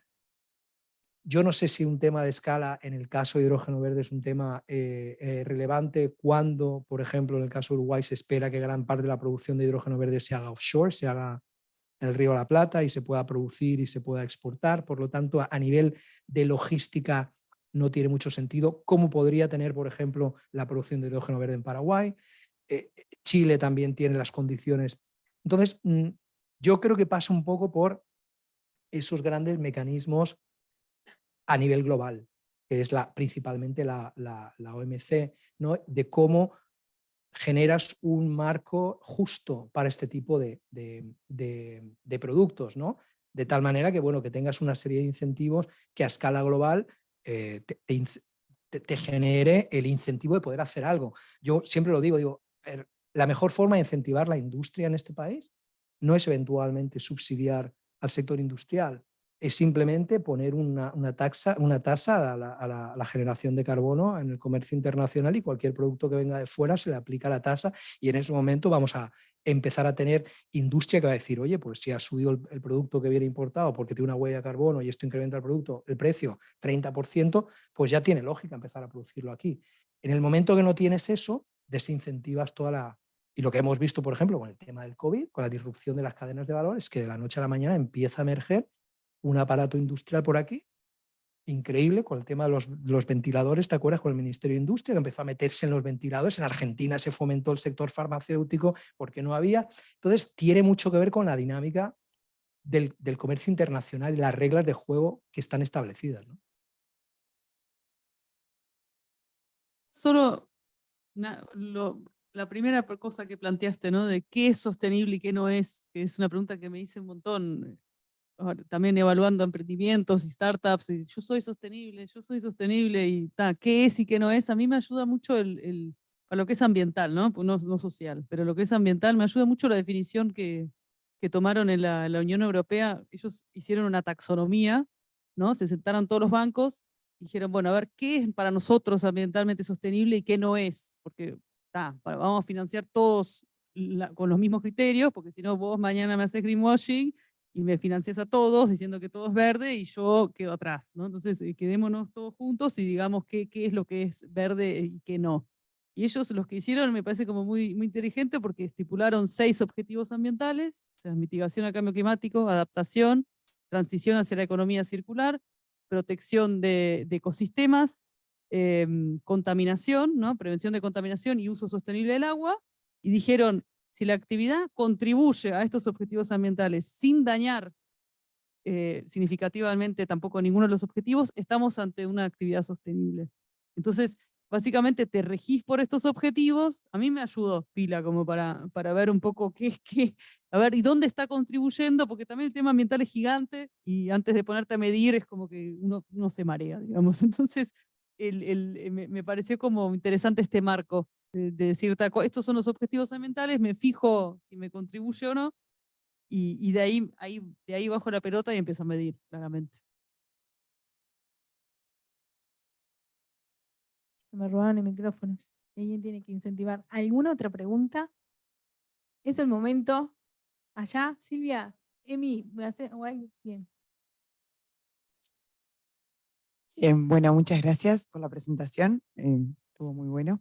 Es más un comentario en realidad, más que una pregunta, pero tiene un poco que ver con como algo muy alentador de lo que ustedes dijeron al inicio, que se va a marcar como que cada industria o cada empresa tenga su evaluación o su informe sobre la sustentabilidad de la industria en particular. Me parece que eso es muy alentador en cuanto a que hoy estamos en una situación un poco crítica en Uruguay con respecto a que creo que la mitad de las industrias no cumplen con los estándares ambientales que están establecidos en cuanto a emisiones, ya sea efluentes o emisiones atmosféricas, residuos. Entonces creo que de alguna manera esto ayuda a que se dé más un control también ambiental sobre eso. Que creo que hoy está faltando mucho, si bien Uruguay avanza y va en la economía circular y va en la transición energética, el tema de hidrógeno, y yo veo que hay muchos cambios para bien, ¿no? Y también comprometidos con los ODS, pero creo que falta eso de que tengamos más control y que realmente haya apoyo para que las industrias que hoy no lo logran, que no creo que sea porque no quieren, sino no tienen sus fondos, son empresas pequeñas, bueno, tratar de alentarnos a eso. También el mercado lo está exigiendo, ustedes lo comentaron también al inicio, es verdad, para los productos de exportación ya he trabajado con varios frigoríficos que ya lo dicen. Si no tengo la huella verde, ya no me aceptan el producto. Entonces, eso también ayuda, pero creo que es muy alentador saber que vamos a tener esa exigencia a nivel industrial de que tengan su propia evaluación, por decirlo de alguna manera, o como ustedes decían, medir indicadores. Bueno, cómo estamos y cómo deberíamos estar. Entonces, creo que lo veo como algo muy bueno y que ayude a mejorar y a ir como en el, no Los que sé. los van a tener son las empresas europeas, ¿no? Porque la Comisión Europea bajó línea para su región, digamos, ¿no? O sea, Bueno, que 10 eso en un años momento va a después, venir para acá, va a venir porque acá, o sea, exportamos para allá. Entonces, en un momento te lo van a pedir, porque si yo tengo que reportar como empresa europea, yo tengo que ver mi cadena para atrás y tengo que ver de dónde estoy sacando mi materia prima o de dónde estoy sacando mis insumos. Entonces, de ese lado seguro que va a repercutir, pero claramente la Comisión Europea bajó línea para su área. pensé que cuando lo habían planteado ya era, No, no, no, la no. región. Sí, Y no, por lo otro lado, lo que decís, también hay como, antes de reporte de sostenibilidad, también hay una instancia de control, ¿no? O sea, claramente hay que reforzar todo lo que es a nivel control de qué es lo que se hace realmente, porque la línea de base es la ley, ¿no? Y después de ahí uno puede subir, hacer reporte de sostenibilidad y decir todo lo bien que se está aportando y lo que está haciendo, pero la ley hay que cumplirla y la ley se cumple cuando afortunadamente funcionamos así, cuando hay control y hay multas, digamos, y ahí eso es un temón, sí, ahí hay Sí, que, ahí hay que hacer fuerza. hay un debe seguro porque nada, pasa un poco esto que al faltar control, digo, son casos públicos que se saben de industrias que realmente prefieren pagar la multa porque les es más Claro. económico que invertir. Claro. Pero bueno, yo tenía la esperanza de que fuera algo que ya estaba acá. sí. No, pero sí también, lo último, nomás para terminar, que nada, bueno, yo estoy representando por la carrera de lo que es ingeniería ambiental, pero esta maestría en sustentabilidad también, invitarlos, acá hay mucha gente que está estudiando ingeniería industrial, pero que sepan que estos temas se vienen a futuro, y me parece que está bueno que tengan conocimientos y que se puedan seguir capacitando para afrontar todos los desafíos que va a tener Uruguay y la región y el mundo. Así que también por ahí como invitarlos a que son temas que están en cualquier lugar que vayan a ir a trabajar. Buenísimo, Muchas gracias. un comentario a lo que tú dices. Si yo en vez de gente como ustedes tuviera este tipo de evento con empresarios, exactamente ese es el discurso que uno tiene que dar. O sea, el empresario que quiere saber, en el fondo, bueno, hasta qué punto la agenda esta ambiental es una agenda que viene impuesta, que no me va a pegar a mí, que es un tema del norte, que no. No, es un tema que en el fondo se va a convertir en algo que ya pasó anteriormente, que o cumples o se genera una barrera, o sea, un TBT, una barrera técnica al comercio, que es decir, tú no cumples una serie de requerimientos, que tú puedes también pensar que es una agenda, no sé, puede ser muy conspiranoico y pensar que es una agenda del norte, que es para bloquear productos que van a salir de aquí. Puede ser, pero en el fondo va a ser de alguna manera los requerimientos que se van a exigir para que las empresas exporten. Es muy diferente, como he dicho anteriormente, un sector lácteo que apunta a un mercado nacional donde mejor la parte del etiquetado es un tema que no sé qué, que bueno, tienes que cumplir una serie de criterios a nivel nacional, pero que no están impuestos por un mercado de fuera, que es el sector cárnico, que te exige una serie de requisitos, ¿no? Otro elemento que añado que me parece súper interesante que conozcan es que va a haber una ISO. La ISO de la familia 59000 que se está trabajando a día de hoy es una ISO en economía circular. Tiene, creo que son cinco estándares, uno de ellos es de métricas, de indicadores en temáticas de economía circular. Yo soy parte de ese comité técnico. Es un tema apasionante a nivel de medición, a nivel de empresa. O sea, las empresas hoy día, greenwashing o no greenwashing, cada vez están creando sus departamentos de sostenibilidad. Eso es como el movimiento primero. Nosotros estuvimos el otro día en Santander y tenían su departamento de sostenibilidad nuevo, y la muchacha que estaba liderando todavía no estaba sentada en la mesa y dijeron, bueno, siéntate. Era como que un poco sui generis pensar que la persona de sostenibilidad no estaba todavía involucrada en el grupo, pero ese va a ser un tema, y el otro tema es en el fondo, bueno, cómo medimos todo esto y cómo nos alineamos con unos estándares nuevos de la ISO que de alguna manera vienen a apuntar a ese es el tipo de discurso que damos al sector privado porque es lo que más interés tiene, ¿sí? Más allá de la agenda ambiental.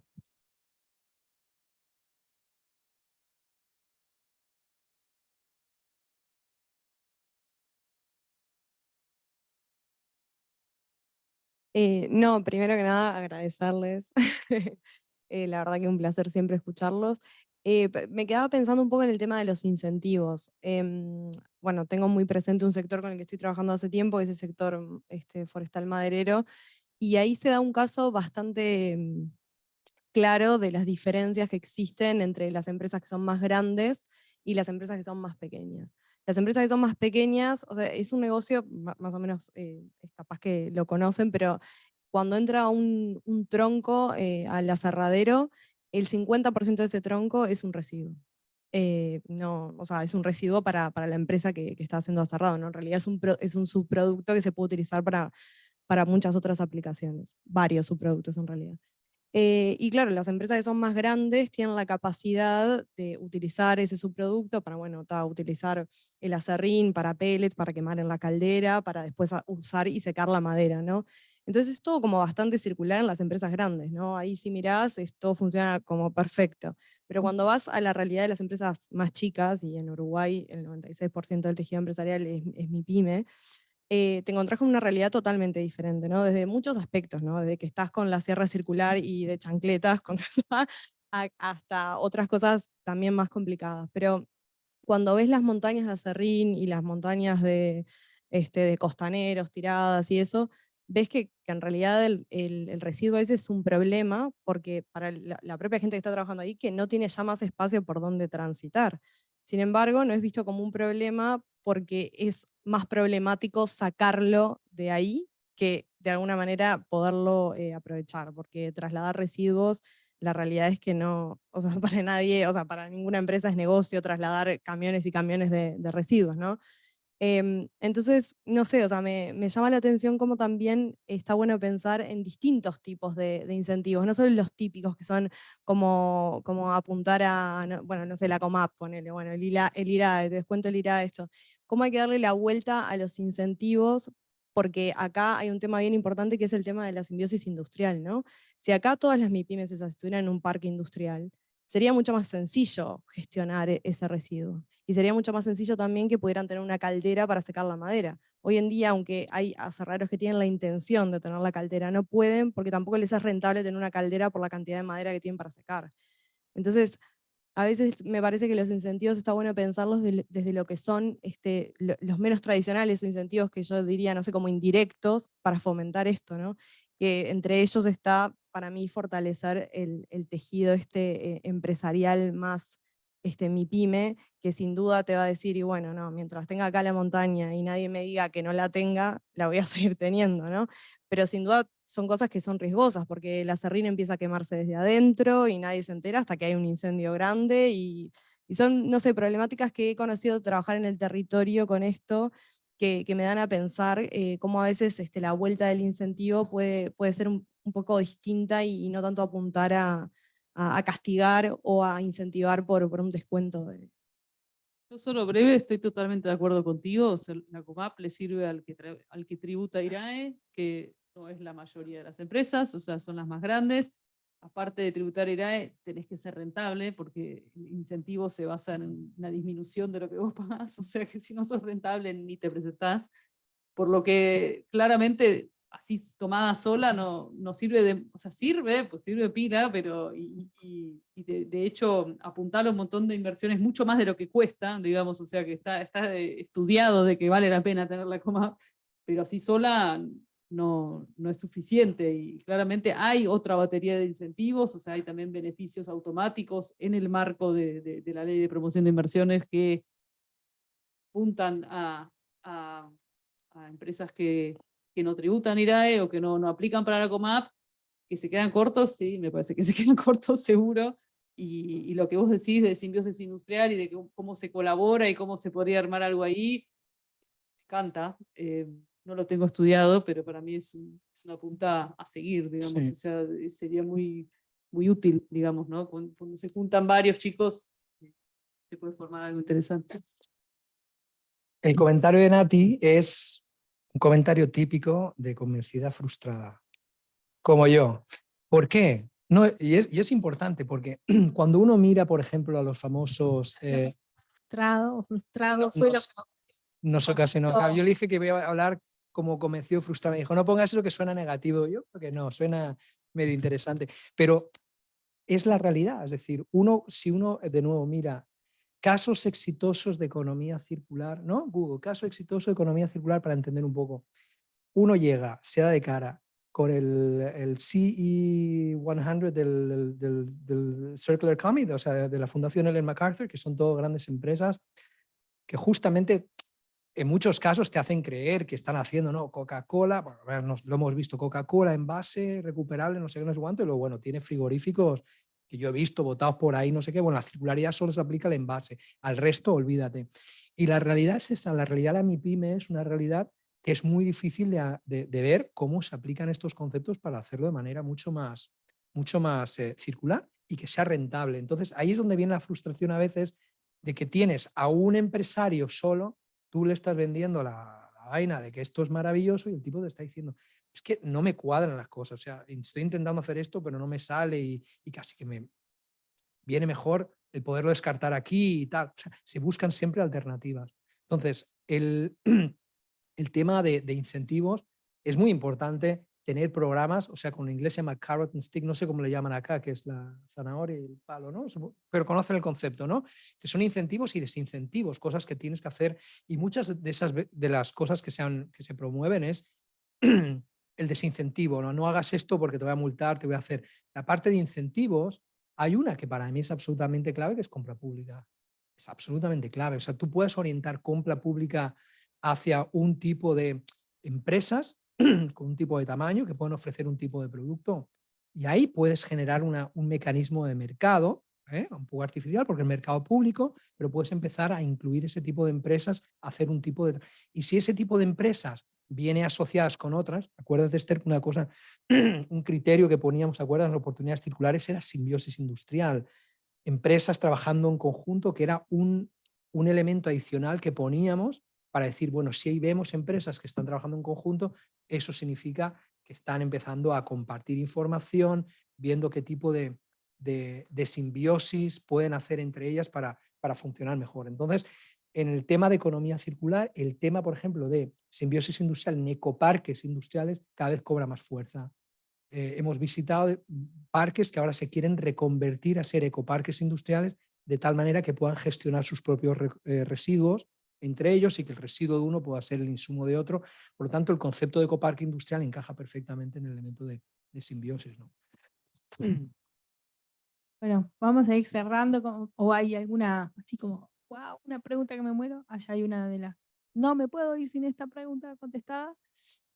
No, quizás está un poco relacionada con lo que planteaba recién sobre los residuos, pero siento que a veces intentando solventar un problema actual, por ejemplo, descarbonizar la matriz energética, capaz que lo puedes trasladar a, bueno, problema de residuos. Por ejemplo, pensando en el problema de el proyecto de hidrógeno verde, se tiene en cuenta qué va a pasar, porque supongo que se tiene que duplicar, triplicar, no sé cuándo, en implicar la producción de paneles solares, de aerogeneradores para energía eólica.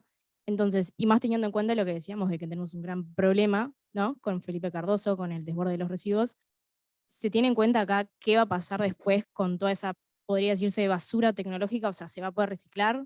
¿Qué va a pasar? O, por ejemplo, capaz que mismo con el tema de la flota de los autos, o sea, si es viable en realidad que descarbonizar la flota automovilística y dejar de utilizar hidrocarburos y usar autos híbridos, autos eléctricos, pero ¿qué pasa con toda la flota de autos que ya tiene un motor para hidrocarburo o todos los materiales nuevos que se tienen que utilizar y todo lo que eso implica?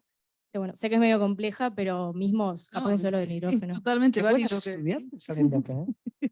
De primer. No, es buenísimo y si pensás en la definición que yo te decía de que te cumpla ciertos objetivos ambientales y que no le haga daño a ningún otro objetivo ambiental, estás hablando de un claro caso donde quizás estás mitigando el cambio climático y a la vez a la transición a la economía circular la estás complicando. Entonces, claramente tenés que tener como todo el picture y volvemos a que hay que medir todo, que tenés que tener el ciclo de vida claro. Y el RAIF, por ejemplo, tiene toda una línea de baterías de segundo uso, de qué se hace, se viene trabajando con Huerva, ¿no? En esa parte. Déjame que te haga un comentario a eso, porque la verdad es que es una súper pregunta y muestra espíritu crítico, que es lo interesante. En el sector de electromovilidad, por ejemplo, si uno lee los papers de cómo se aplica la economía circular al sector de movilidad, gran parte de las empresas multinacionales del sector apuntan a electromovilidad, nuevos vehículos eléctricos y demás. Muy poco se plantea realmente si vale la pena sustituir auto por auto o apostar a un sistema de transporte público para mover gente y no mover autos, porque en el fondo la movilidad es para mover gente y no mover autos. Hay datos de estudios que muestran, por ejemplo, que el 95% del tiempo del auto en Europa está parado, o sea, el uso útil es un 5%. Es decir, tú te mueves de A a B y ese es el... Cuando estás dando vueltas a B, no es un uso útil, ¿no? Estás buscando estacionamiento, pero cuando vas de A a B, ese es el momento útil, todo el resto es tiempo incluso.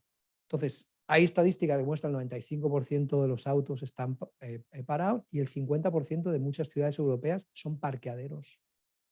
O sea, tú vas a las ciudades, es un parqueadero. Entonces, el repensar esto, por ejemplo, la economía circular en muchos casos no pasa por estas sustituciones tan superfluas, ¿no? Decir, bueno, no, es todo el tema de electromovilidad, no es un tema de movilidad que es mucho, que va mucho más allá de una transición de un tipo de auto a otro tipo de auto, ¿no? Entonces, repensar todo eso es súper importante, ¿no? Lo mismo estás con el tema de transición energética, hidrógeno verde. ¿Qué va a suponer el construir, no sé, islas de hidrógeno verde y si van a tener... O sea, lo que se va a meter en las islas de hidrógeno verde que se puedan poner en el Río de la Plata, viene de acero, por ejemplo, que es acero verde o es un acero verde, porque si no, cuando miras el ciclo de vida de todo, incluido el tipo de molino de viento que viene, cómo se produce tal para producir hidrógeno verde, que luego lo tienes en el puerto de Montevideo, pero luego lo tienes que llevar con qué tipo de transporte para que llegue a Rotterdam siendo verde. Ahí no, entonces ya se complica mucho más el tipo de preguntas, pero eso es el tipo de temas que se están investigando a día de hoy, ¿no? Por eso son tan relevantes estos aspectos más críticos de que cada vez que salga un tema que es medio general y digas, no, el tema de economía circular es fantástico, hay que rascar un poco más porque empiezan a salir un montón de cosas, ¿no?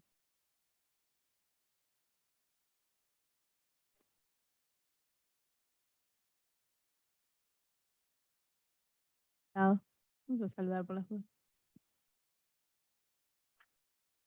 No va a pelar. Bueno, buenas noches. A mí me gustaría preguntarle dos dudas concretas. Una es, ¿qué sectores del mercado, qué sectores del mundo, ya sean de la industria o no, se ven mejor encaminados hacia el cambio? Y, o sea, ¿qué área en específico se le puede contribuir a contribuir ese cambio? ¿Y qué tipos de investigación se deben hacer para evaluar esos cambios, como tú mencionabas, Manuel, hoy? ¿Qué tipos de investigación son los que se deben hacer? Y la otra duda es un factor más inquietante, es el tema del tiempo, porque se sabe como que se ve que estamos contra reloj y a mí me gustaría saber cómo evalúan a la hora de plantear esos proyectos el hecho de que sean factibles o no, de que si se puede mantener frente al tiempo y si realmente tiene un cambio o no, y si vale la pena arriesgarse, y si es suficiente con lograr una economía circular o es necesario porque, por ejemplo, Uruguay, como mencionaban, de que es líder energético, pero a la vez la demanda energética está en constante crecimiento. Entonces somos líderes en el cambio, pero también en el mercado también aumenta. Eso es lo que me gustaría que me aclarara.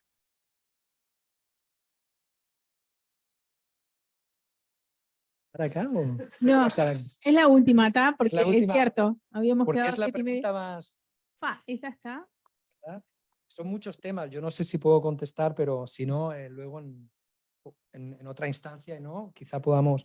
A ver, en áreas de trabajo en el sector energético como tal, ¿no? ¿Sí?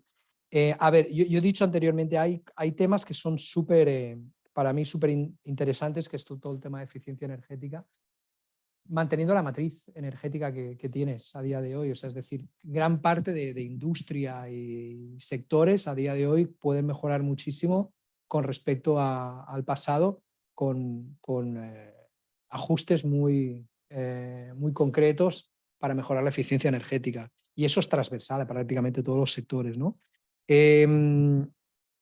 Otro tema que lo voy a rescatar porque lo tenía aquí, es el tema de descarbonización de sectores que son muy intensivos en energía y que no se pueden electrificar. Ahí sí que tienes que buscar un tipo de fuente energética muy concreta, que es donde el hidrógeno verde realmente va a pegar sí o sí. Ahí sí que sabemos que es el hidrógeno verde y no es otra cosa, ¿no? En otros sectores de electromovilidad, no tanto, a no ser que sea una electromovilidad de transporte de carga a larga distancia, ahí ya el mix energético cambia, ¿no? Pero todo el tema de descarbonización de este tipo de sectores también me parece un temazo impresionante. Y hay un tema que es Pablo Pérez, que es el concepto del prosumidor, no sé si lo conocéis, pero es el productor y consumidor energético. Cada vez se lleva más el hecho de que tú puedas ser dentro de tu empresa un productor de energía y un consumidor de tu propia energía, y además poder vender la energía a la red si tienes un decreto como hay aquí de microgeneración de energía, ¿no? Entonces son temas que me parecen súper relevantes y de mucha actualidad también en el país. A nivel de tiempo, mira que todo esto se ha acelerado un montón con el tema de la crisis de Ucrania. No os podéis ni imaginar, porque ahora todo el tema sabéis que Alemania ha vuelto a utilizar carbón y creo que se están, volverían a la agenda de desmantelar la nuclear, porque a día de hoy, prácticamente desmantelaron toda el aparataje de energía nuclear que tenía, centrales nucleares, y ahora están volviendo al carbón. Existe cada vez una presión mayor de tener seguridad energética y autosuficiencia energética en Europa. Y eso está acelerando muchísimo. Lo que estamos viendo es que se está mirando a otras partes del mundo para decir, no podemos ser dependientes de un país o de una región, como en el caso de Rusia, para el tema de gas en Europa, y decir, y es por eso que hay un montón de inversionistas que se están acercando a la región para ver este tipo de proyectos en qué acaban. Desde el punto de vista de esta región se está mirando más, por lo tanto, a exportación. Es decir, pues si el norte está reclamando más hidrógeno verde para descarbonizar y va a venir inversión, fantástico. Y ahí es donde hay que ver un poco cuál es el derrame a nivel de país, ¿no? O de región. Y para el tema de investigación, habría que ir caso por caso, porque realmente, como he dicho, hay investigación. Perdona, ¿tu background es ingeniería o estás estudiando ingeniería? Pues como he dicho, mira, los que somos más generalistas buscamos más el trabajo de vincular temas a nivel general, ¿no? Por ejemplo, transición energética, ¿qué va a suponer a nivel de uso de recursos, ¿no? Ahí hay toda una temática fantástica, o el tema de economía circular, cómo va a impactar un acuerdo Mercosur, por ejemplo, que es más comercial, ¿va a afectar la agenda de sostenibilidad de Uruguay? O sea, ese tipo de elementos que son un poquito más transversales, y dentro de las temáticas que son más ingenieriles, obviamente, ahí hay... Yo no podría entrar ahí, pero depende mucho de cuál es tu campo, cuál es tu interés, porque ahí la verdad es que muchísimos de las propuestas que salieron de las tesis de biovalor eran cuestiones muy puntuales, muy ingenieriles, ¿no? Temas de materiales, temas de no sé qué, o sea, ahí es el límite. Es Cielo, ya lo el dijo una cielo, sí. alumna nuestra. Sí, por las dudas te digo que hemos tenido varios proyectos de tesis de grado, de doctorado, financiados por Biovalor, y que llevan 3 años o más en algunos casos, y nada, ese tiempo que se requiere, la investigación, un poco la ansiedad de aquel que está cambiando como loco. El mundo de la investigación es un poco eso.